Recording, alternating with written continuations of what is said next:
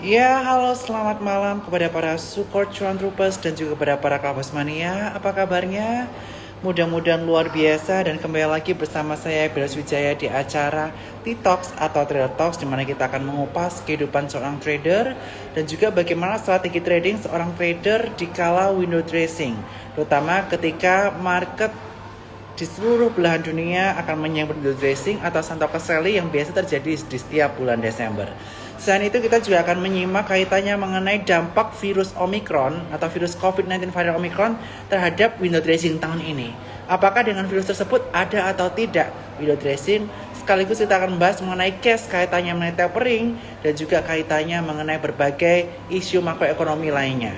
Dan gak berlama-lama lagi, sekarang kita akan langsung undang bintang tamu pertama hari ini, yaitu Andi Senjaya.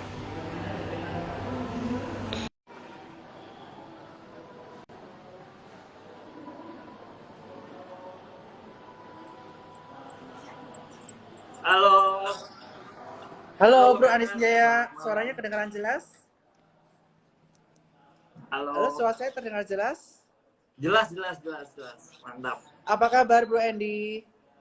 Kabar baik, puji Tuhan. Kok Bernard gimana? Baik, luar biasa, dan thank you banget buat Andi Senjaya buat malam hari ini yang udah hadir di acara T-Talks spesial Santa Claus Rally, yang mana banyak investor di belahan dunia termasuk di Indonesia yang menanti-nanti window dressing untuk sahamnya nih di portofolio mereka masing-masing. Nah, sekarang aku Iya. pengen tanya simpel nih terhadap Andy nih. Kira-kira kok Andi ini percaya nggak sih ada window dressing di Bursa Efek Indonesia di tahun-tahun sebelumnya, dan apakah ini akan terjadi kembali di tahun 2021? Silakan Andi. Oke, thank you Kok Bernard. Sebelumnya, selamat malam semua teman-teman, semua trader dan juga teman-teman cuan troopers yang udah gabung ya di IG Live hari ini. Senang banget. Oke, menyikapi window dressing di setiap akhir tahun di setiap akhir tahun biasanya IHSG itu memang mencatatkan performa yang positif gitu ya. Kalau kita lihat secara data di 20 tahun terakhir kalau saya tidak salah itu datanya memang di setiap Desember itu mengalami penguatan, di bulan Desember itu mengalami penguatan.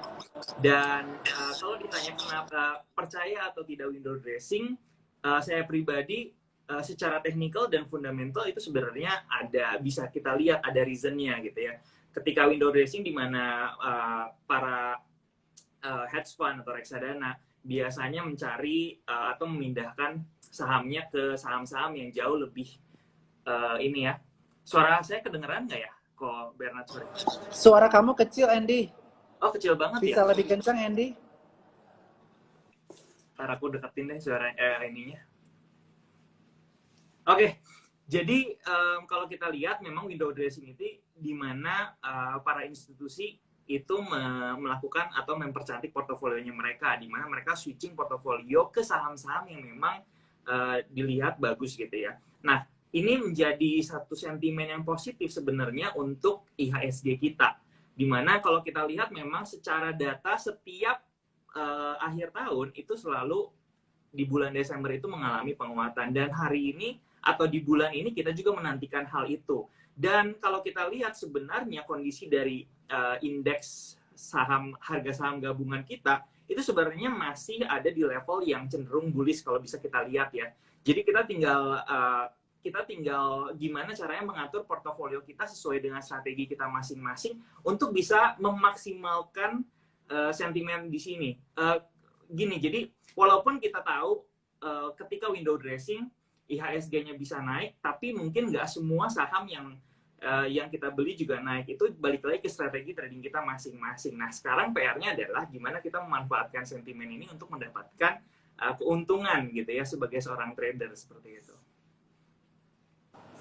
Nah, kalau menurut Bro Andi sendiri nih, kira-kira Omicron ataupun kaitannya mengenai tapering ini akan berpengaruh atau tidak terhadap window dressing di tahun 2021? Akankah tahun 2021 ada window dressing atau tidak menurut Bro Andi di level saat ini? Silakan.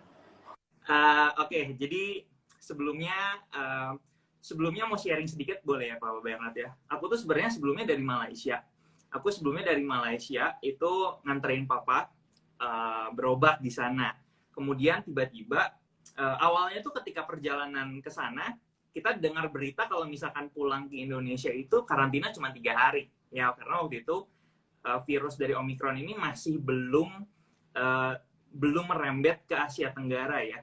Nah kemudian setelah proses karantina di sana, kemudian berobatnya papa, dapat berita kabar karantinanya jadi 7 hari karena memang virus Omicron itu udah masuk ke Hong Kong dan juga beberapa negara di Asia bawah ya, atau di Asia Tenggara. Dan terakhir itu ketika ada berita di Malaysia sendiri atau di negara waktu itu saya berobat ke sana udah masuk gitu ya.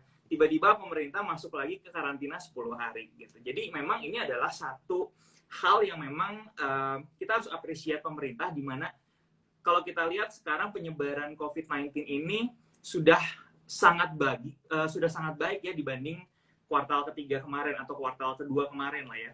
Jadi ini memang regulasi yang pemerintah ambil gitu ya sebagai sebuah antisipasi terhadap virus tersebut. Tapi kalau misalnya kita lihat apakah ada dampak yang besar ke market, menurut saya apalagi per hari ini kalau saya tidak salah masih belum terdata ya di Indonesia kasus Omicron ini sudah ada atau enggak gitu ya. Jadi masih cukup aman sih menurut saya, apalagi window dressing, menurut saya sentimen window dressing ini masih akan menjadi satu hal yang akan membuat IHSG akan naik ke atas gitu, dimana kita melihat activity daripada para reksadana itu akan mencoba mempercantik portofolionya mereka seperti itu.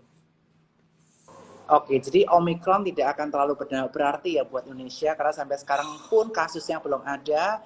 Bahkan WHO menyatakan juga kematian terhadap varian baru Omicron ini juga belum ada, sehingga kita masih mempertanyakan juga data seperti apa, walaupun mungkin lebih bisa menyebar ya dibandingkan varian sebelumnya. Dan juga Indonesia memberlakukan kebijakan yang cukup bagus ya bro, dari 3 hari, 5 hari ke 10 hari karantina, sehingga ini tentu saja akan menjadi hal yang positif terhadap pertumbuhan perekonomian Indonesia. Karena apa? Karena COVID-19-nya terkendali dan vaksinasi udah cukup baik untuk Indonesia. Sehingga buat teman-teman, seperti katakan Bu Andy, jangan khawatir, window dressing potentially masih ada, sehingga tinggal pilih kira-kira sektor apa dan saham apa yang menarik. Dan sekarang saya akan langsung tanya nih ke Bro Andy, kira-kira sektor apa sih yang bisa kita lirik untuk window dressing di tahun 2021 ini? Silakan.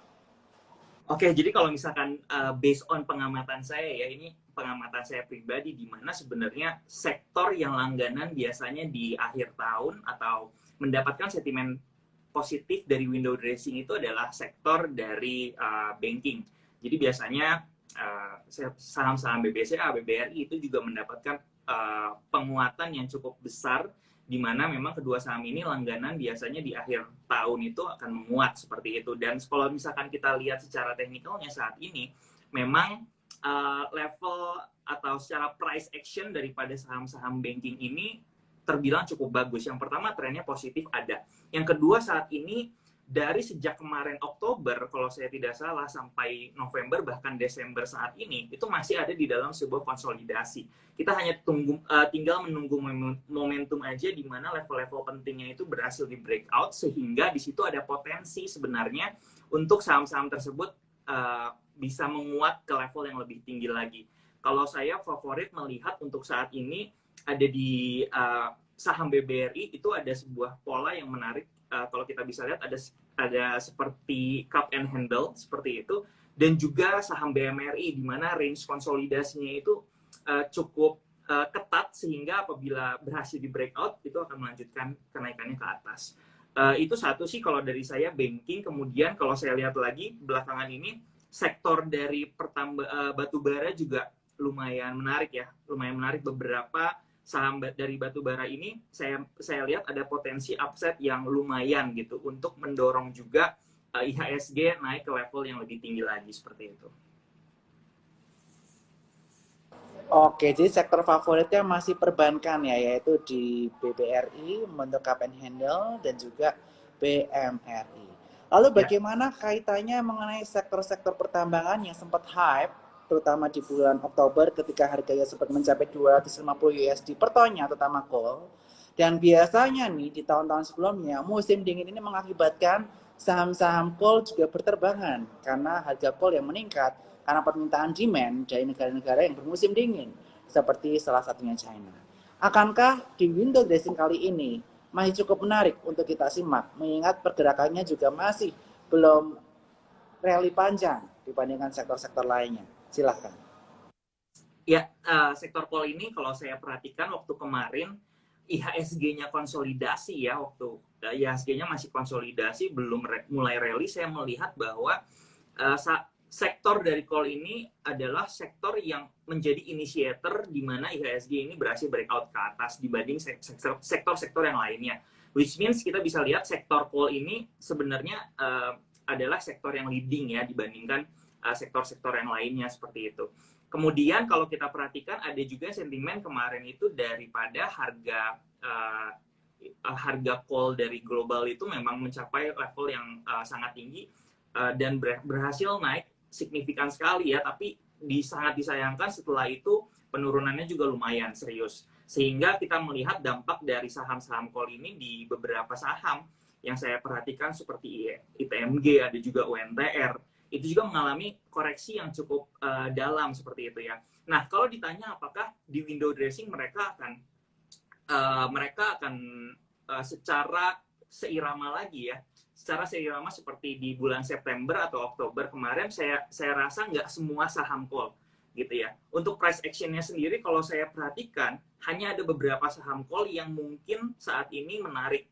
Contoh salah satunya ada Adaro gitu ya. Salah satunya Adaro itu memang saat ini sudah ada di level resistance-nya atau di mana kenaikan Oktober sebelumnya. Sedangkan saham-saham seperti UNTR, ITMG itu justru malah tertinggal. Kemarin ketika rally-nya tinggi, akhirnya bisa turun lagi dengan koreksi yang cukup dalam. Ini yang menjadi satu hal di mana ketika koreksinya dalam, itu saya melihat bahwa trennya udah tidak strong lagi gitu. Jadi potensi untuk bisa naik lagi di window dressing ini menurut saya hanya terbatas aja, walaupun bisa naik mungkin nggak bisa mencapai level yang sebelumnya seperti itu sih.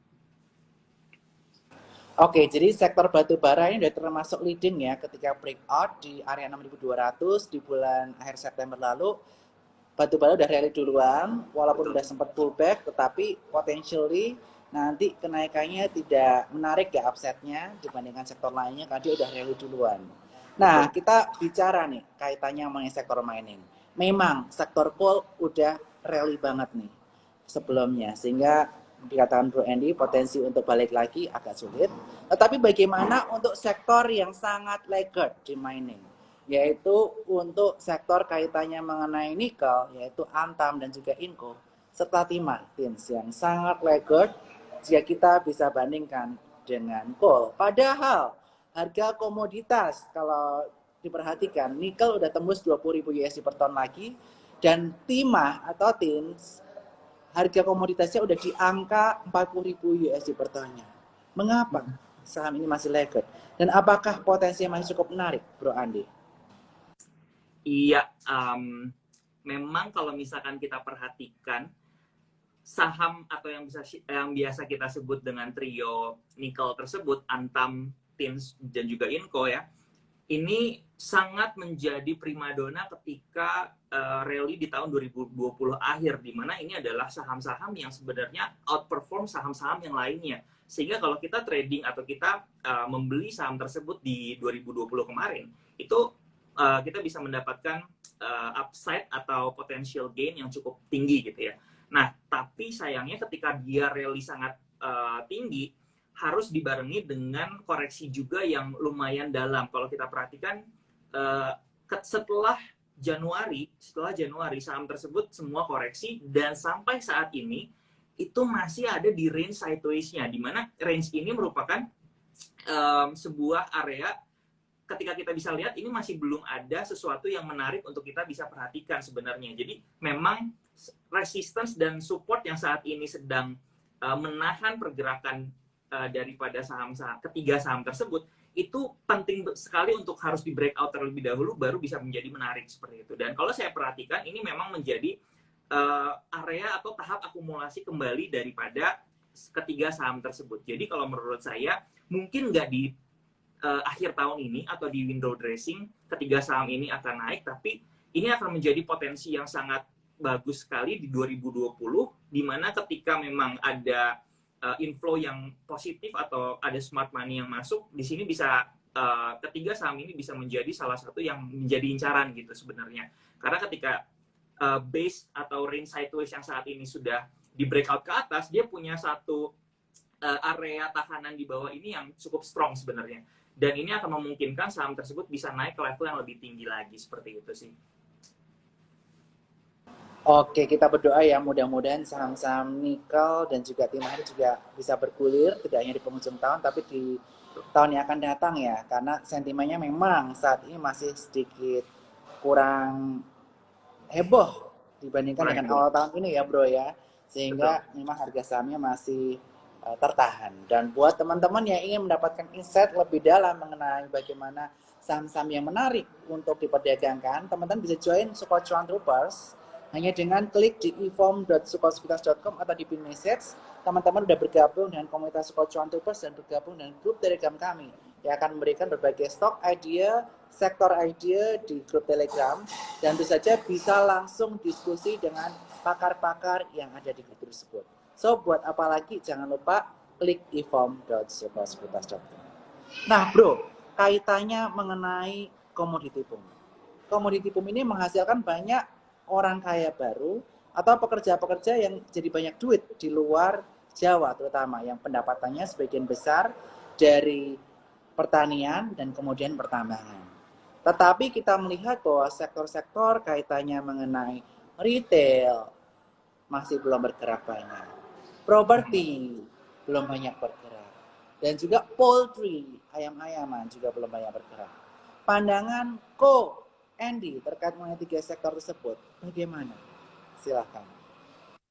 Iya, memang kalau kita perhatikan untuk saat ini saham-saham sektor-sektor yang tadi Ko Bernard baru saja bilang itu memang masih belum mendapatkan apa ya istilahnya angin gitu ya untuk melihat di mana saham-saham tersebut ada potensi yang signifikan gitu ya. Tapi kalau saya tadi coba lihat ada satu saham yang bagus di sektor retail yaitu LPPF sebenarnya, di mana saat ini dia memiliki sebuah tren yang strong bullish ya, seperti itu. Jadi memang kalau misalnya untuk trading bisa dimanfaatkan ketika kita bisa mencari area-area support yang bagus untuk kita beli seperti itu. Tapi kalau misalkan untuk saham poultry, misalkan yang biasanya kita tahu adalah Cepin dan juga Java ya, di sini kalau kita perhatikan memang pergerakannya itu dari awal tahun itu memang sangat mega sideways gitu ya, ada di sebuah area yang sangat sideways besar seperti itu. Jadi memang untuk saat ini mungkin untuk trading sendiri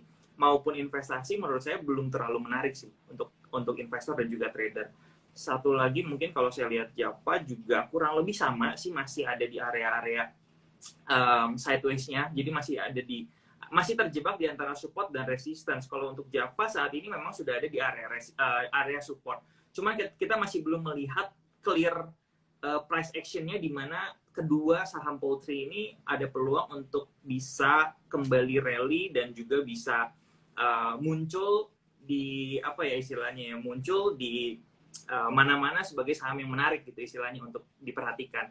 Jadi ya memang kedua saham ini mungkin saat ini masih kurang masih kurang cantik gitu ya secara price action untuk kita tradingkan seperti itu.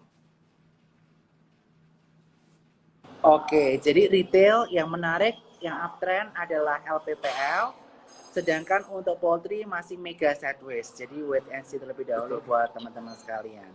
Dan buat teman-teman tadi Bro Andy juga menekankan bahwa ketika kita melakukan trading saham, kita follow the trend, jangan melawan trend atau melawan restu istilahnya. Jadi teman-teman ikuti trennya, jangan melawan arah, jangan trading saham yang downtrend, karena resikonya akan jauh lebih signifikan.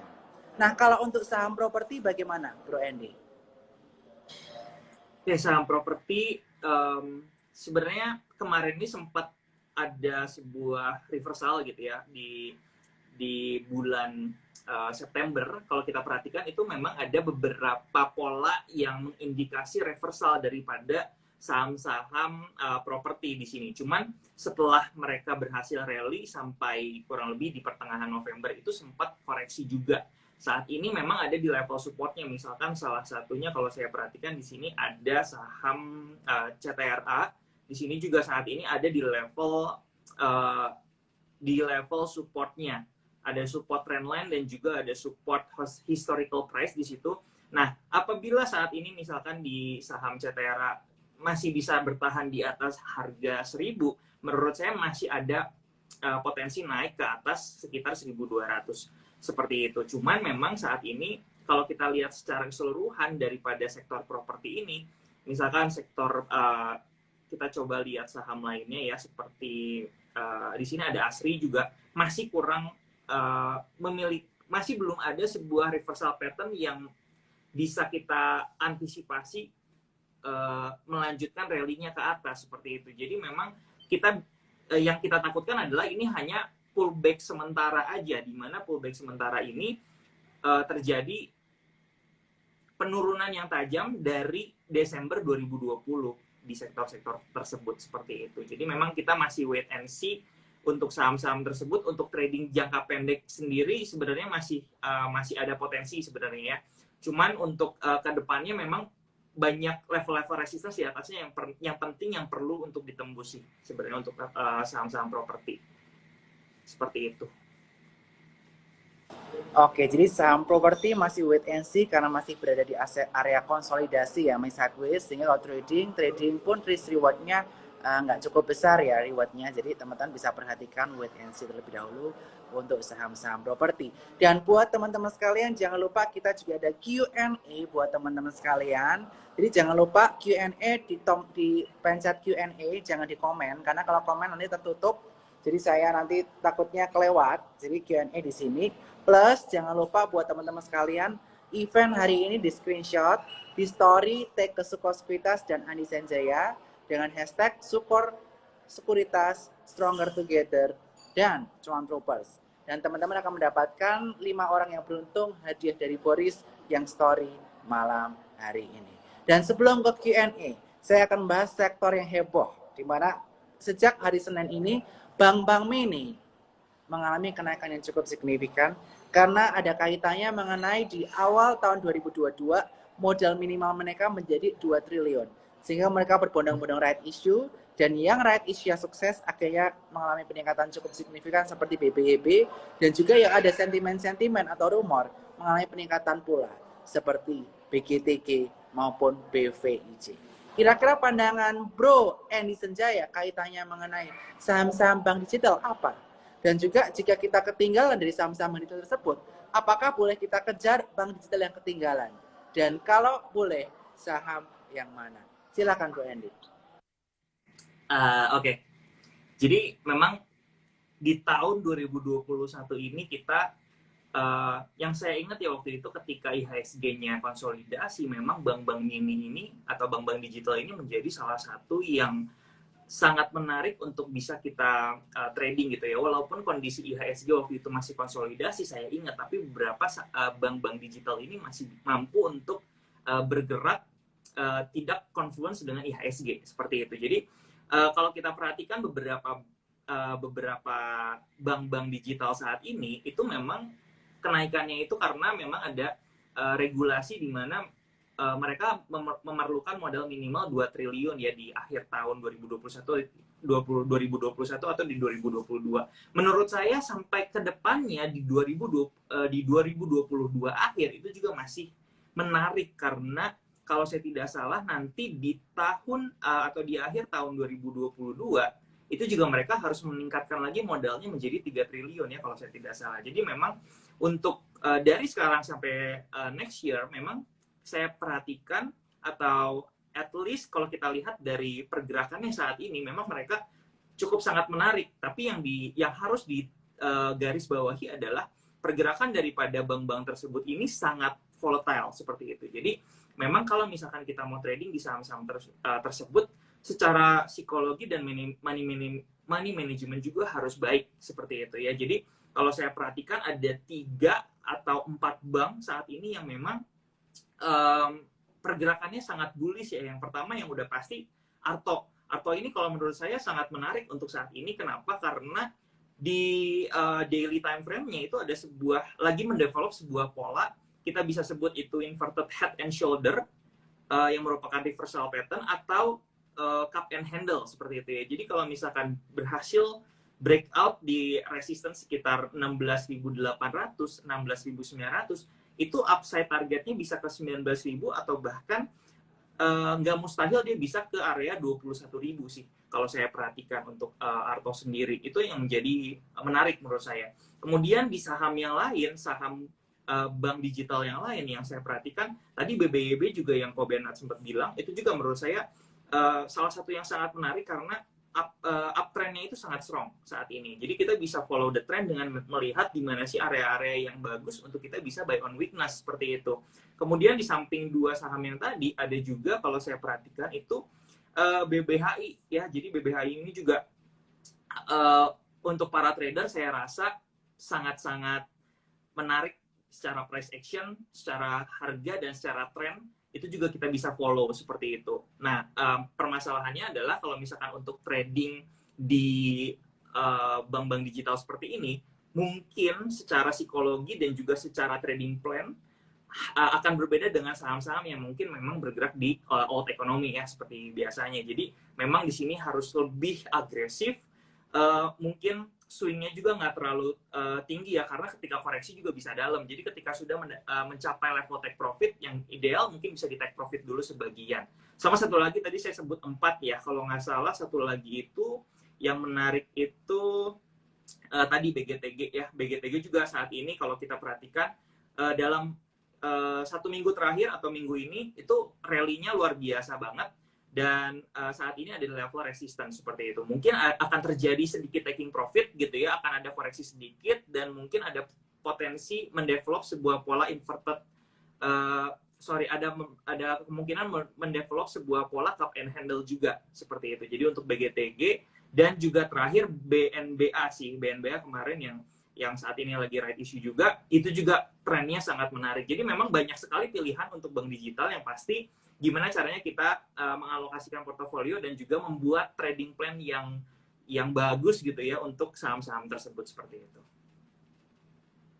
Oke, jadi ada 4 pilihan utama, yaitu ada Arto, BBYB, kemudian BBHI, serta ada BGTG. Jadi teman-teman bisa perhatikan, tapi seperti disampaikan oleh Ko Andi Senjaya tadi, bahwa saham-saham ini merupakan saham yang agresif, saham yang high reward tetapi high risk, sehingga teman-teman harus atur trading plan-nya dan wajib stop loss jika berbalik arah.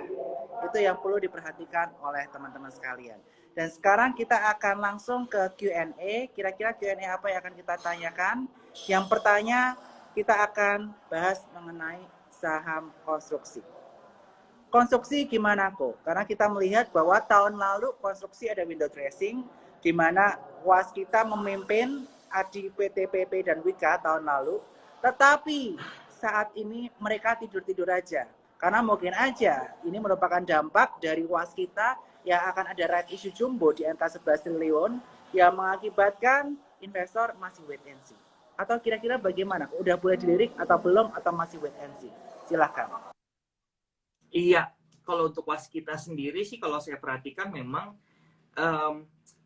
kita harus kalau misalkan kita melihat secara price action keseluruhan ya, kalau kita perhatikan memang penurunannya daripada kemarin ketika Januari 2021 itu dia konsisten membentuk sebuah pola lower low, lower high sequence. Jadi memang saat ini untuk bisa kembali uptrend, jadi saat ini memang keadaannya masih belum uptrend gitu ya, masih ada di sebuah range sideways seperti itu. Mungkin kemarin itu ketika mengalami kenaikan itu mendapatkan sentimen juga dari IHSG yang sudah mulai breakout. Kemarin ketika ada di sekitar bulan September dan Oktober. Cuman ketika saya perhatikan ini mungkin ada sebuah pola reversal yang terjadi di beberapa saham konstruksi, salah satunya Waskita. Tapi ternyata ketika dia koreksi, itu koreksinya tidak seperti ekspektasi di mana pola tersebut yang kita tunggu-tunggu seperti itu. Jadi mungkin saat ini memang kita masih wait and see terlebih dahulu ya untuk konstruksi.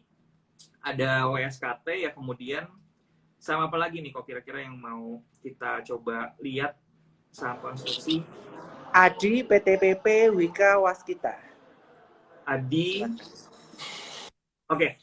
Mungkin salah satu yang menurut saya lumayan menarik secara price action ya di saham sektor konstruksi itu justru Adikarya ini sendiri. Jadi kalau misalkan saat ini Adikarya ini kemarin ketika berhasil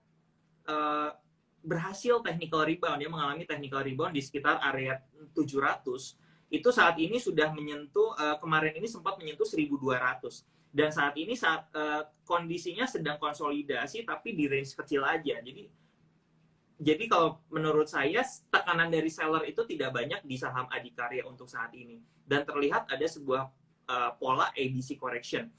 Kalau misalkan saham Adi ini berhasil stay di atas Rp1.000, itu menurut saya masih memiliki peluang untuk melanjutkan penguatannya. Mungkin kalau misalkan dia menguat bisa ke sekitar area di sini 1.400, 1.500 bisa nyampe ke sana untuk Adikarya. Cuman yang menjadi salah satu pertimbangan adalah saham-saham konstruksi yang lainnya, seperti di sini juga ada PTPP.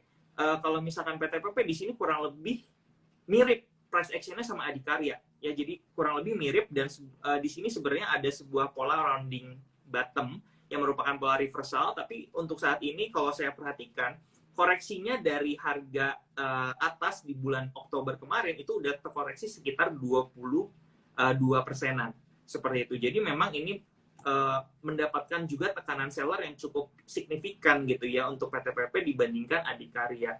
Jadi kalau untuk saat ini saya pribadi lebih cenderung lebih suka melihat price action daripada Adikarya. Cuman kalau misalkan saham-saham sektor yang sama gitu ya, which is kayak PTPP atau Waskita juga tidak terlalu bullish, kita juga harus antisipasi di Adikarya apabila adanya false breakout yang bisa terjadi seperti itu sih. Oke, jadi yang paling oke dari konstruksi Adikarya ya bro ya, dibandingkan PTPP, Waskita, dan yang lainnya, karena yang lainnya masih sideways, tapi yang Adi ini udah ada price action-nya ya bro ya, dibandingkan betul. Yang lainnya. Oke, diperhatikan ya teman-teman, kalau mau cari konstruksi yang price action udah kelihatan, yaitu Adikarya. Oke, kemudian kita akan bahas kaitannya mengenai duo LIPO, yaitu MPPA dan MLPL, yang mana sejak waktu itu diumumkan Gotoh membeli saham MLPL malah mendelep. Kira-kira gimana nih pandangannya terhadap MLPL dan juga MPPA? Ya, ini juga sebenarnya MLPL, saya waktu itu ingat banget ketika IHSG-nya sideways, MLPL ini satu-satunya menjadi saham yang mendapatkan rally yang sangat luar biasa signifikan ya, di start dari awal tahun, justru dari Februari, kemudian kita lihat sampai ke Mei, kemudian Juni di mana IHSG-nya sideways besar. Di samping itu MLPL ini, saham MLPL ini bergerak luar biasa signifikan seperti itu. Tapi setelah itu, setelah topping di atas, saat ini koreksinya lumayan signifikan ya. Saat ini koreksinya lumayan signifikan. Kalau dari harga tertingginya aja saat ini MLPL ini udah terkoreksi kurang lebih sekitar 60% sih sebenarnya seperti itu. Jadi untuk kembali bergerak uptrend, saya perhatikan bahwa MLPL ini memang butuh sebuah akumulasi kembali gitu ya, sebuah tahap akumulasi kembali di mana itu memerlukan waktu gitu ya. Itu memerlukan waktu, dan kemudian itu menjadi sebuah start awal di mana dia akan masuk fase keduanya lagi, di mana fase markup ya, seperti itu. Jadi mungkin untuk saat ini saya melihat MLPL masih ada di bawah tekanan gitu ya, masih short term bearish seperti itu. Tapi kita tunggu aja, mungkin di tahun depan mungkin ini akan menarik ketika dia berhasil reversal seperti itu sih. Satu lagi tadi MPPA ya. MPPA, temannya MLPL, silahkan. Oke, jadi memang MPPA sama MLPL ini memiliki price action yang kurang lebih itu mirip gitu ya secara pergerakannya. Dan untuk saat ini juga sama, untuk MPPA saat ini dari harga tertingginya itu udah sekitar 60% lebih terkoreksi gitu ya, dari harga tertingginya di sekitar 1.280-an. Jadi untuk saat ini memang ada di dalam sebuah downtrend channel atau bearish channel, di mana itu perlu sekali untuk di breakout terlebih dahulu, baru kita bisa melihat adanya rally panjang lagi yang mungkin bisa kita antisipasi untuk trading plan kita nanti selanjutnya. Jadi untuk saat ini kedua saham ini memang kalau menurut saya perlu satu fase kembali, masuk ke fase akumulasi kembali.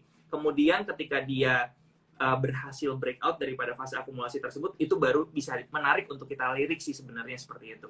Kalau view saya pribadi ya, seperti itu sih kok. Oke, jadi MLPL dan MPPA dua-duanya sempat rally panjang di awal tahun dan sempat mengalami koreksi tajam juga. Dan setelah mengalami fase declining, sekarang udah kembali ke fase akumulasi, tapi masih cenderung bergerak sideways. Sehingga masih wait and see terlebih dahulu. Kita tunggu nanti ketika breakout, mudah-mudahan tahun depan gerak, tapi dalam jangka waktu pendek mungkin masih sedikit bearish ya, atau cenderung sideways. Betul. Jadi masih bisa wait and see terlebih dahulu. Dan buat teman-teman yang tadi tanya sektor-sektor lain, properti, konstruksi, dan lain sebagainya, tadi udah ditanyakan. Jangan lupa nanti tonton tayangan ulangnya di IGTV Support Sekuritas bersama Bro Andi Senjaya, spesial Santa Claus Rally. Dan buat teman-teman yang belum buka rekening Support Sekuritas, jangan lupa buka di eform.supportsekuritas.com yang ada di pin message. Oke, sekarang kita akan urutin berdasarkan yang paling banyak like-nya pertanyaannya. Yang pertama adalah kaitannya mengenai PTBA. PTBA mantap ya kok, break bullish flag dan retest hari ini mantul kencang dari bullish flag-nya. Silakan bro. Iya, thank you untuk pertanyaannya Bro Valencio Junior. Jadi untuk PTBA memang ini juga menjadi salah satu saham batubara yang menarik ya, karena kemarin ini sempat di sekitar bulan September itu udah berhasil breakout daripada mereka saham tersebut punya sebuah reversal pattern, yaitu inverted head and shoulder di bawah. Dan ketika dia berhasil rally, dia outperform daripada saham-saham call yang lainnya ya, kalau menurut saya. Apalagi ketika dia koreksi ini, koreksinya hanya terbatas di minus 16%.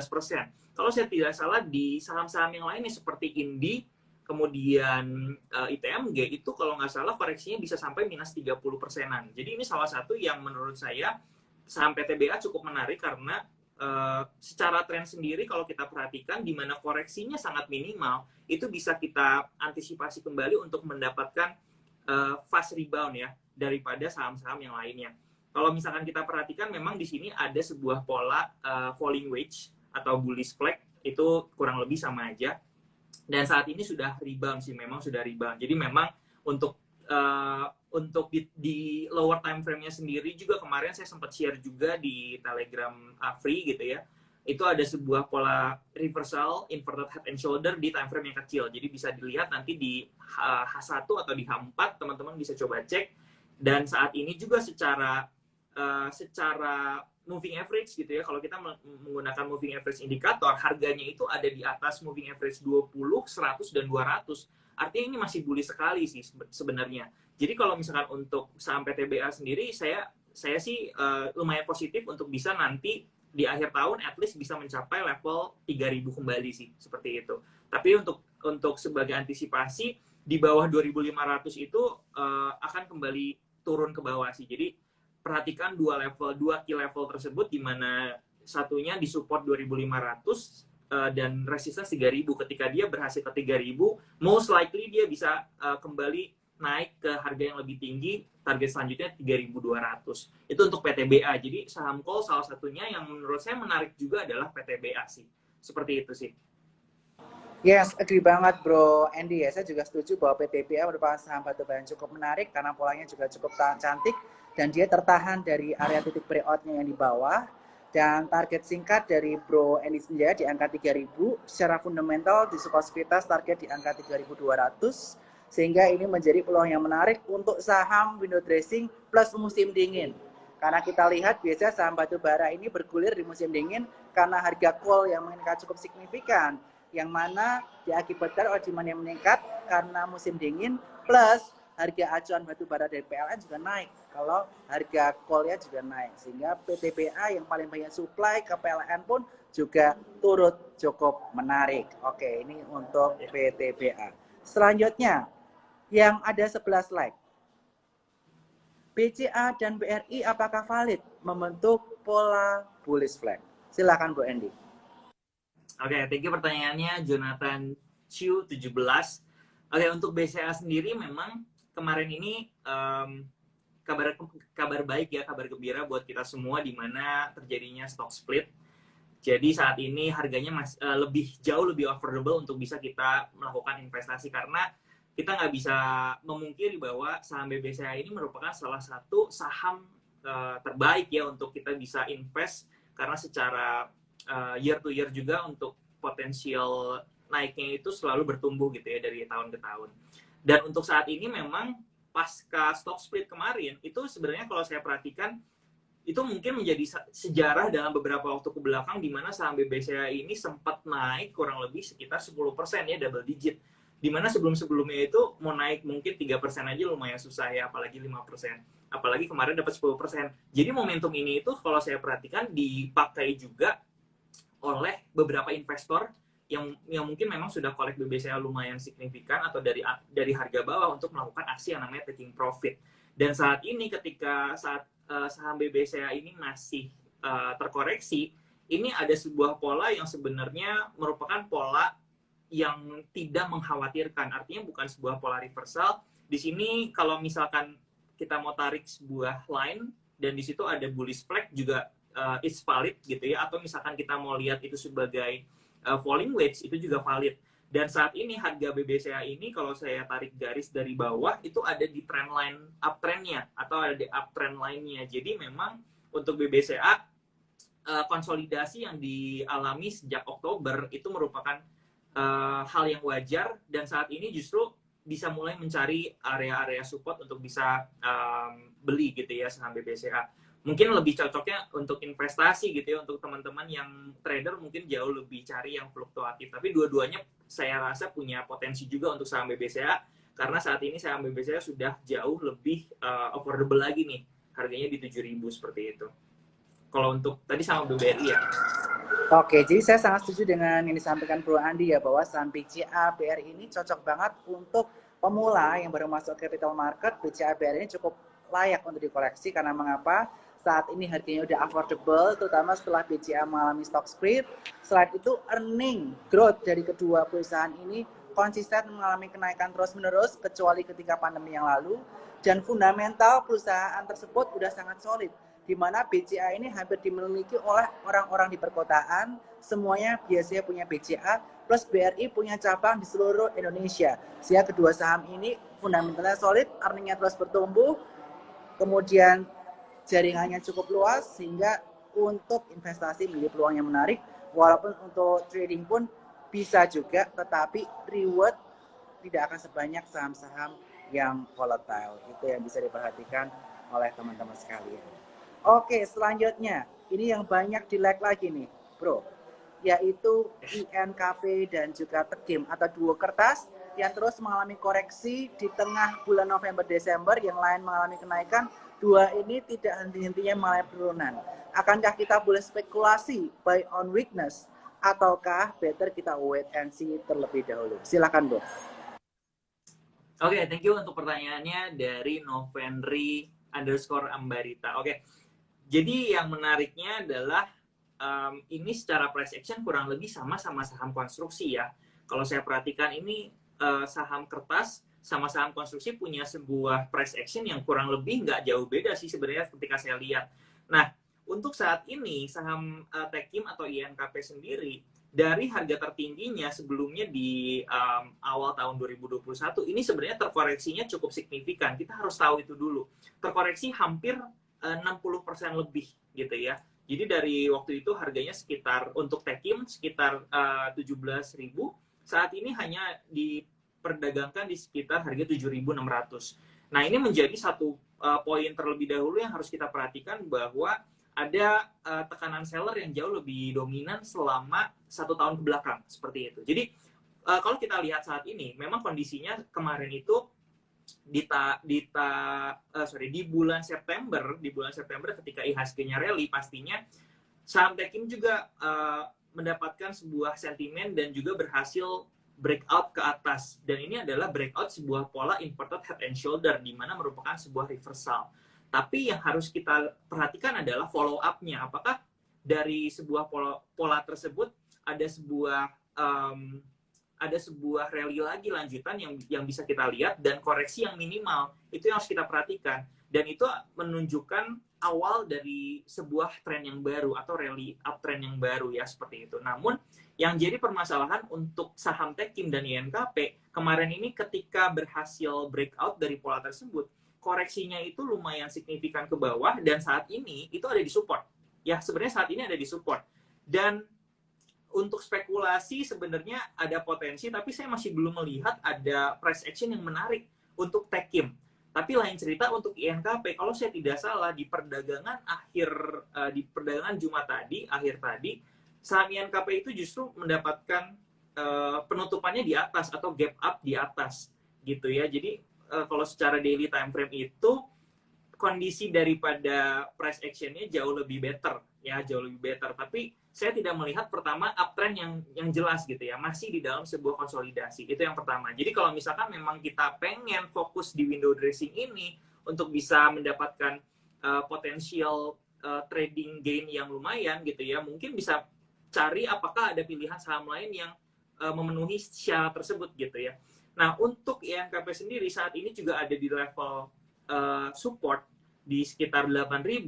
Kalau misalkan harga di 7.500 itu di breakdown ke bawah, saya sih menurut saya unfortunately saya harus bilang dia akan terus turun ke level supportnya di bawah gitu ya, secara price actionnya seperti itu. Tapi kalau misalkan ada sebuah candlestick yang merupakan ciri-ciri bullish candlestick, itu bisa mulai diantisipasi sih sebenarnya, karena ada sebuah pola ADC correction di sini, dan 7.500 menjadi angka yang perlu diperhatikan. Kalau di breakdown ke bawah, saya rasa dia akan terus turun ke bawah. Tapi kalau misalkan tiba-tiba ada long candlestick bullish yang muncul, itu bisa menjadi satu signal yang oke lah sebenarnya, seperti itu sih. Oke, jadi better kita tunggu ada price action ya di dekat area support ya. Sekarang udah di dekat-dekat area support, tapi kita wait for price action yang udah lebih kelihatan mungkin di INKP, tapi di Techim masih belum terlihat ya ada price action di area support, begitu ya. Dan juga kaitannya mengenai yang ada price action di area support nih. Mungkin aku mau nanya nih buat Bro Andi, yaitu saham Friend di angka 85 dia ada pantulan kencang, kemudian membentuk full candle hingga area 93. Ini cantik banget nih. Kira-kira bagaimana peluang Friend di perdagangan minggu yang akan datang? Sekali lagi buat teman-teman saya ucapkan disclaimer dulu. Keputusan investasi di tangan teman-teman. Kita hanya memberikan view kita aja. Jadi jari teman-teman lah yang bergerak. Dan yang menanggung resiko juga teman-teman. Dan buat teman-teman jangan lupa untuk buka rekening di e-form.sukosekuritas.com yang belum buka rekening Sukosekuritas. Oke bro, silahkan Friend yang udah mantul di area support. Silahkan. Oke, thank you. Friend ini mungkin salah satu favoritnya juga investor-investor retail ya sebenarnya. Tapi kalau kita perhatikan memang hari ini itu candlestick-nya yang terbentuk itu luar biasa bagus. Ya, kalau saya bilang luar biasa bagus karena saya combine atau saya compare dengan beberapa candlestick yang sebelumnya plus volume. Jadi volume perdagangan saat ini cukup tinggi gitu ya. Dan memang ada di sekitar area support ya, which is area supportnya ada di sekitar area level 81 sampai 85, dan kemudian ada sebuah long candlestick bullish yang tadi saya sempat mention gitu ya, yang kita tunggu-tunggu. Nah, sebenarnya kalau untuk trennya sendiri ya, kalau kita memang tarik dulu untuk lihat secara garis besar, secara trennya sendiri saya harus bilang harganya ini ada di bawah moving average 20, 100 dan 200. Artinya dalam short, mid dan long term ke belakang, 10 bulan ke belakang itu sebenarnya saham ini masih ada di bawah harga rata-ratanya atau masih ada cenderung downtrend ya atau bearish. Tapi yang menarik di sini saat ini ada sebuah pola yang potensial untuk terjadi, yaitu double bottom gitu ya. Ada sebuah pola yang potensial terjadi adalah double bottom di area support, which means sebenarnya kalau misalkan kita mau coba untuk spekulasi, kita bisa melakukan spekulasi buy gitu ya di sekitar area tersebut karena masih ada di sekitar area support, tapi tetap harus kita batasi resikonya di bawah 80 itu saya rasa masih akan lanjut turun ke bawah gitu ya. Tapi kalau misalkan double bottom ini potensinya itu semakin jelas nanti ke depannya, which is akan melanjutkan kenaikannya, itu ada potensi untuk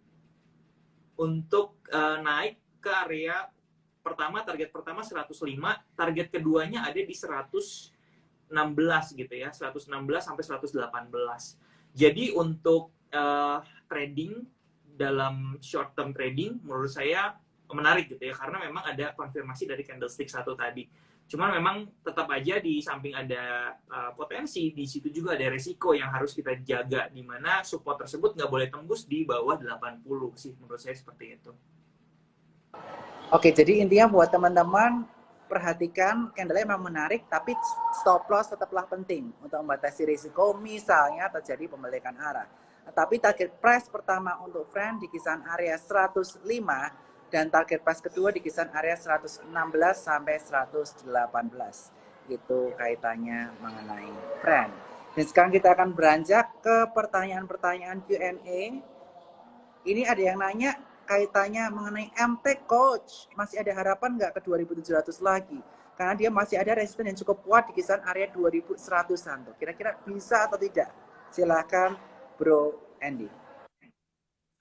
Iya, thank you untuk pertanyaannya. Dan memang MTEK ini kalau saya perhatikan, kalau saya tidak salah ya, saya soalnya udah lama nggak cek foreign flow daripada MTEK sendiri. Cuman kalau saya tidak salah memang MTEK ini salah satu saham yang secara konsisten diakumulasi oleh asing gitu ya, atau oleh foreign. Sebentar saya cek dulu ya untuk saham MTEK, foreign flow-nya, kondisi foreign flow-nya kurang lebih sebentar. Oke. Saya belum dapat datanya, tapi kurang lebih gini. Untuk saat ini saya perhatikan memang MTEK ini dalam beberapa bulan terakhir itu cukup menarik ya untuk diantisipasi. Secara tren itu ada sebuah harapan untuk transisi, karena sebelumnya sempat koreksi dari harga tertingginya di sekitar 2.900 dan kemarin ini sempat bottoming di 1.500, which is 50%, kurang lebih sekitar 50%. Dan untuk saat ini kalau saya perhatikan dari polanya ada sebuah pola reversal yang menarik juga.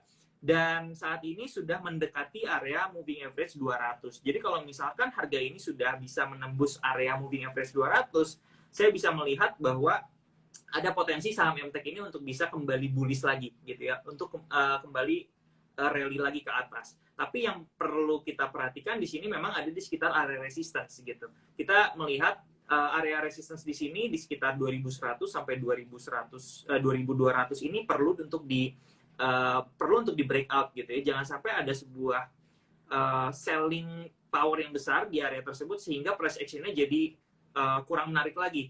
Di mana moving average 200 ini juga menjadi sebuah area resistance juga yang perlu diperhatikan. Jadi either MA 200 di sini atau area 2200 berhasil di breakout ke atas, itu akan menjadi konfirmasi kembali ke bullish trend, atau dia akan mantul gitu ya, atau dia akan reject dari area tersebut sehingga dia akan potensinya untuk rebound dan bukan rebound, maksudnya untuk turun ke bawah gitu ya, ke area support selanjutnya di bawah, seperti itu sih. Jadi masih ada di persimpangan seperti itu.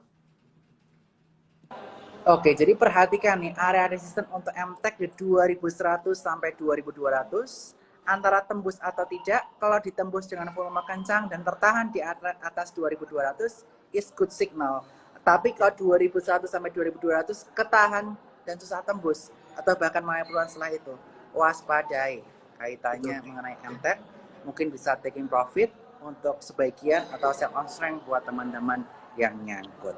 Dan pertanyaan terakhir untuk Bro Andi yang akan kita tanyakan adalah kaitannya mengenai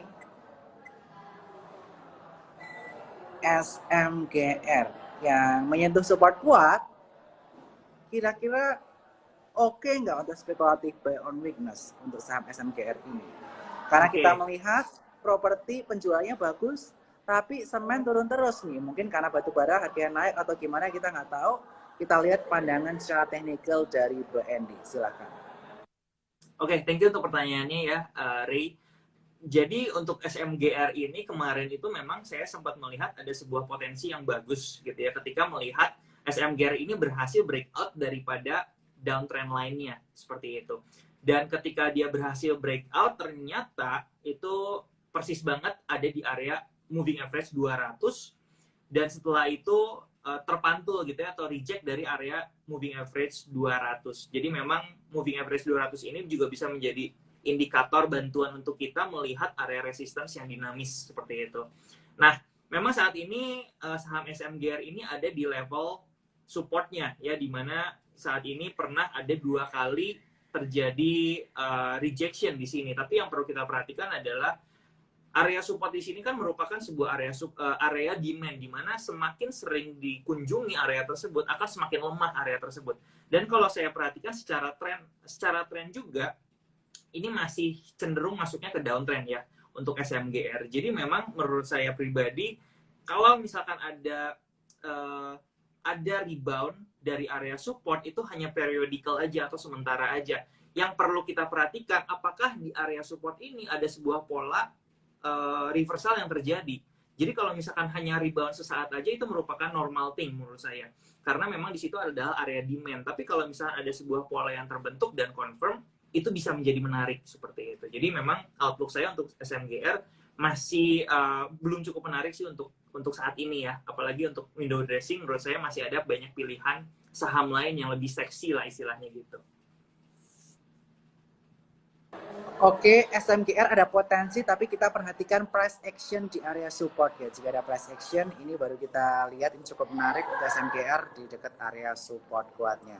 Dan terakhir nih, yakni kaitannya mengenai bank digital tahun 2022, terutama BBYB. Silahkan Pak Nanko Andi secara teknikal kaitannya mengenai BBYB sebagai penutup pertanyaan pada malam hari ini. Silahkan. Ya, sebagai penutup, satu poin penting dari saham BBYB adalah uptrend gitu. Jadi itu adalah kunci yang memang mau kita lihat kita lihat ada di saham, dan itu menjadi pertimbangan kita untuk memilih stock pick gitu ya. Menurut saya BBYB juga saat ini diperdagangkan ada di level all time high-nya. Jadi kalau saya pribadi sih saya nggak ragu ya untuk mencari level area support, kemudian saya bisa trading di situ. Tapi memang yang perlu diperhatikan dari BBYB adalah gimana kita sebagai seorang trader stylenya harus bisa ngikutin nih saham-saham digital yang lebih volatilitasnya lebih tinggi. Jadi mungkin jangka tradingnya akan lebih sempit dibanding saham-saham yang old econ yang biasanya. Dan juga untuk area-areanya kita harus lebih jeli lagi untuk mendapatkan ideal price-nya seperti itu ya. Jadi bisa dilihat time frame kecil untuk bisa menentukan di mana entry stock yang ideal sih seperti itu. Untuk BBYB strong bullish sih saat ini. Oke, jadi BBYB ini juga merupakan satu top rekomendasi dari Sukor Sekuritas ya, yang mana kita menargetkan di angka 4.340. Apalagi kita melihat bahwa hingga akhir tahun 2021 ini jumlah downloaders BBYB paling banyak, lebih dari 13 juta downloaders. Jumlah usernya yang udah mendaftar paling banyak di angka 12,6 juta nasabah yang udah menjadi nasabah BBYB, dan tentu sajanya monthly active usernya lebih dari 1 juta, dan daily active user di kisaran area 900.000 user, sehingga masih cukup menarik. Plus dia baru aja launching digital lending selama 3 minggu, dan 3 minggu dia udah berhasil disburse 200 miliar lending. Ini cukup menarik. BBYB menjadi bank digital yang leading saat ini, sehingga Sukor Sekuritas masih menargetkan di angka 4.340. Oke, sekarang saya pengen tahu nih closing statement dari Bro Edi Sanjaya terkait mengenai Santa Cost Rally, window dressing, dan mindset apa yang perlu ditanamkan oleh para cuan troopers kaitannya mengenai akhir tahun 2021 ini plus 2022. Mereka harus ngapain sih, harus belajar apa lagi supaya mereka nggak nyangkut-nyangkut mulu. Silahkan Bro. Oke, thank you untuk satu sesi ini sama Sukor, sama Ko Benat juga. Mungkin untuk closing statement, kalau dari saya seperti ini. Mungkin ini belajar daripada apa yang saya alami beberapa waktu terakhir ya. Ketika dimana saya harus ngurusin papa saya yang harus berobat ke Malaysia. Jadi memang saya nggak bisa monitoring benar-benar saham like everyday gitu ya. Nggak seperti biasanya bisa ada di trading room. Saya harus dikarantina 7 hari di Malaysia, kemudian karantina lagi 7 hari di Indonesia. Jadi memang waktunya dan fokus pikirannya itu nggak bisa benar-benar steady gitu ya, ada di dalam sebuah state yang steady seperti itu. Tapi yang saya syukuri adalah di mana ketika semua itu terjadi, kondisi daripada portofolio trading saya itu memang sudah ada di satu saham, ada di satu dua saham yang memang menurut saya pribadi sangat menarik gitu ya untuk kita fokus di situ sampai nanti akhir menjelang daripada window dressing. Jadi memang kenapa saya waktu itu memilih swing trader, karena saya melihat psikologi trading saya atau gaya trading saya sendiri mau mencari sesuatu yang lebih fleksibel untuk bisa trading dan nggak perlu benar-benar monitoring 100%. Nah, yang jadi permasalahan sekarang itu adalah banyak trader yang mulai masuk ke pasar, tapi benar-benar pengen cuannya yang benar-benar maksimal gitu ya. Kayak misalkan hari ini ada yang naik 25%, 30%, 25%, 20% gitu. Dan mereka selalu setiap hari itu aim untuk mencari saham-saham tersebut. Menurut saya nggak perlu gitu ya, karena balik lagi, saham itu kita tidak trading hanya untuk 1-2 hari, 1-2 bulan, atau 1-2 tahun, tapi gimana caranya kita bisa menumbuhkan aset portofolio kita dalam waktu panjang atau forever gitu ya. Jadi balik lagi, sesuaikan dengan gaya trading masing-masing. Kalau yang kerja jangan maksain untuk scalping gitu istilahnya ya, karena belakangan ini kayaknya tren scalping itu akan sangat hype sekali ya, which is good gitu ya, which is good. Tapi jadinya malah orang-orang sangat pengen untuk ke sana seperti itu. Jadi memang trading ini menjadi satu hal yang positif. Di samping itu kita harus bisa kenal diri sendiri dan gimana cocokin sama trading saham masing-masing. Jadi saya cukup bersyukur saya memilih swing trader, dan ketika kemarin ada hal yang force major istilahnya saya nggak bisa mantau, saya bisa cukup tenang gitu ya dengan portofolio saham kemarin ini. Seperti itu sih kurang lebih. Semoga bermanfaat buat teman-teman semua. Oke, jadi intinya buat teman-teman, trading style-nya harus sesuai dengan waktu teman-teman, kemampuan teman-teman, jangan ikut-ikutan. Karena tiap orang memiliki trading style, investment style masing-masing. Yang penting ujung-ujungnya kita YPJ. Yang penting cuan dengan jalan masing-masing, swing trading, scalping, investing, terserah teman-teman. Yang penting teman-teman nyaman dan betul-betul konsisten dengan investment ataupun trading plan. Sekali lagi saya mengucapkan terima kasih banyak buat Bro Andi Sanjaya buat malam hari ini yang luar biasa. Makasih banyak buat kontribusinya buat Sukor Sekuritas, dan see you tanggal 16 dan tanggal 18. Nanti kita ada event bareng sama Bro Andi, event offline teman-teman di The Smith bareng Bung Chandra juga di tanggal 18. Nanti ada Bro Andi dan get well soon buat papanya juga ya. Mudah-mudahan sehat selalu, hati-hati ke Bandungnya. Yeah. Dan we are happy to have you here Bro Andi, dan say thank you buat Andi Sanjaya, buat teman-teman Cuan Troopers, dan thank you, bye-bye, and happy. Thank you, bye-bye. Bye-bye.